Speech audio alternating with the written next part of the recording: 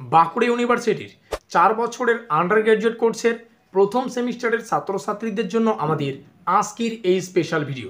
কারণ আজকের এই ভিডিওটিতে আমরা মাইনর কোর্সের অন্তর্গত এডুকেশন সাবজেক্টের সিলেবাস সম্পর্কে বিস্তারিত আলোচনা করব।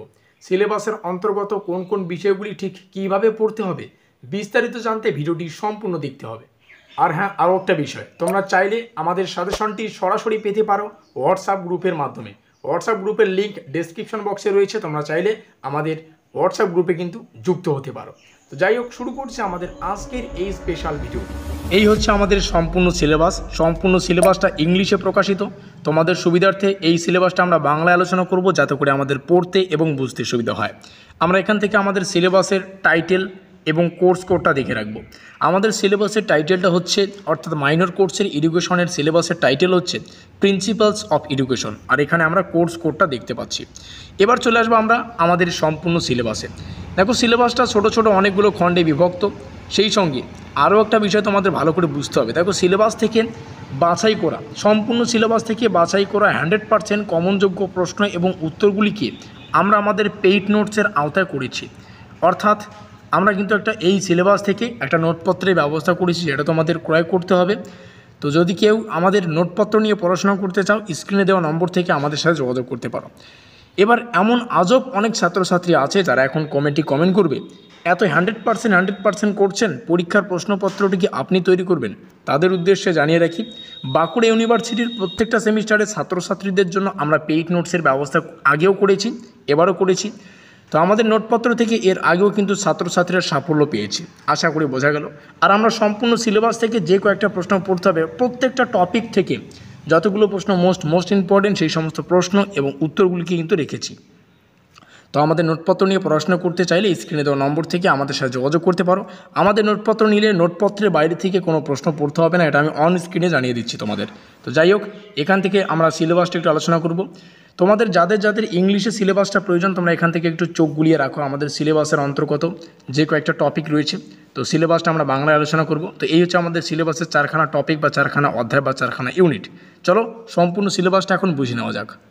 এই হচ্ছে যাবতীয় বিষয়বস্তু। এখান থেকে আমরা সেমিস্টার দেখতে পাচ্ছি, আমাদের সম্পূর্ণ সিলেবাসের টাইটেল দেখতে পাচ্ছি। এখানে আমরা মাইনর কোর্সের কোর্স কোডটা দেখতে পাচ্ছি। এখান থেকে শুরু হচ্ছে আমাদের সম্পূর্ণ সিলেবাসটা। অবশ্যই সিলেবাসটাকে তোমরা খাতায় লিখে রাখবে। সিলেবাসের অন্তর্গত প্রথম ইউনিট, যেখান থেকে পড়তে হচ্ছে শিক্ষার ধারণা, পরিধি এবং লক্ষ্য। প্রত্যেকটা টপিকে মোস্ট ইম্পর্টেন্ট, এখান থেকে প্রত্যেকটাই পড়তে হবে। আর যেমনটা তোমাদের বললাম, প্রত্যেকটা টপিক থেকে গুরুত্বপূর্ণ প্রশ্ন এবং উত্তরগুলিকে আমরা আমাদের পেইড নোটসে রেখেছি। দেখো, পরীক্ষায় প্রশ্নাবলী কমন পেতে হবে, তবেই তো তোমাদের পরীক্ষাটা ভালো হবে, তাই না? পরীক্ষায় প্রশ্নাবলী কমন পেয়ে নির্ধারিত সময়ের আগে তোমাদের বা নির্ধারিত সময়ের মধ্যে প্রত্যেকটা প্রশ্নের উত্তর সুন্দরভাবে কিন্তু তোমাদের উপস্থাপন করতে হবে, তবেই পরীক্ষা ভালো রেজাল্ট করতে পারবে এবং পরীক্ষাটা তোমাদের ভালো হবে। তার জন্য আমাদের পেইড নোটস নিয়ে নাও, যেখানে প্রত্যেকটা গুরুত্বপূর্ণ কমনযোগ্য প্রশ্ন রয়েছে এবং সেই প্রশ্নাবলীর উত্তরও রয়েছে। সময়ের আগে নিয়ে নাও, সময় থাকতে তোমরা সেগুলিকে প্র্যাকটিস করতে পারবে। তো সিলেবাস এখান থেকে ইউনিট 1 শুরু হচ্ছে। ইউনিট 1 ছোটো ছোটো আমরা টপিক দেখতে পাচ্ছি। এটা হচ্ছে প্রথম টপিক থেকে বিভিন্ন ধারণা পড়তে হবে। শিক্ষার সুযোগ, সংকীর্ণ অর্থে এবং ব্যাপক অর্থে শিক্ষার ধারণা পড়তে হচ্ছে। এবার এখানে আমরা পেইড নোট সম্পর্কে আমরা কিন্তু আলোচনা করেছি, একটু এখান থেকে দেখলেই তোমরা বুঝতে পারবে। আমাদের নোটটা পেইড নোট, অর্থাৎ তোমাদের পেমেন্ট করে নিতে হবে। কম্পিউটার টাইপিং নোট, হাতে লেখা নোট নয়, এটা কম্পিউটারে টাইপিং করা নোট রয়েছে। হোয়াটসঅ্যাপের মাধ্যমে তোমরা পাবে, পিডিএফ আকারে পাবে, তোমরা চাইলে পিডিএফগুলোকে প্রিন্ট আউট করতে পারো। এই হচ্ছে আমাদের যোগাযোগ নম্বর, আশা করি বোঝা গেল। প্রথম ইউনিটের দ্বিতীয় টপিক, যেখান থেকে পড়তে হবে শিক্ষার লক্ষ্য। শিক্ষার লক্ষ্যের মধ্যে রয়েছে ব্যক্তি এবং সমাজতান্ত্রিক লক্ষ্যের উপর বিশেষ জোর দেওয়া।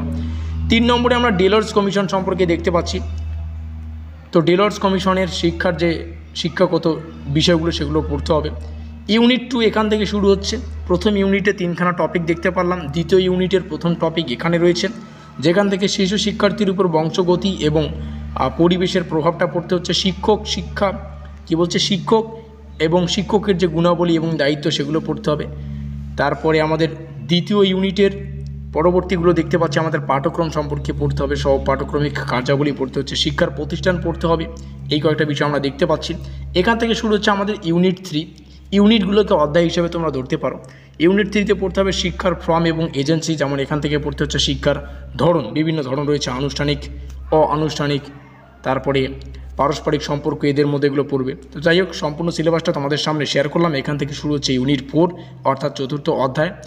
তো যাই হোক, ভিডিওটি ভালো লাগলে অবশ্যই লাইক করে দিও, বন্ধুদের কাছে শেয়ার করে দিও। আর ডেসক্রিপশন বক্সে আমাদের হোয়াটসঅ্যাপ গ্রুপের লিঙ্ক পাবে, তোমরা সেখানে যুক্ত হতে পারো। সেই সঙ্গে পেইড নোটস পেতে আমাদের সাথে যোগাযোগ করতে পারো স্ক্রিনে দেওয়া নম্বর থেকে। তো যাই হোক, আমাদের আজকের এই স্পেশাল ভিডিওটি এই পর্যন্তই। ভিডিওটি শেষ পর্যন্ত দেখার জন্য সবাইকে অসংখ্য ধন্যবাদ।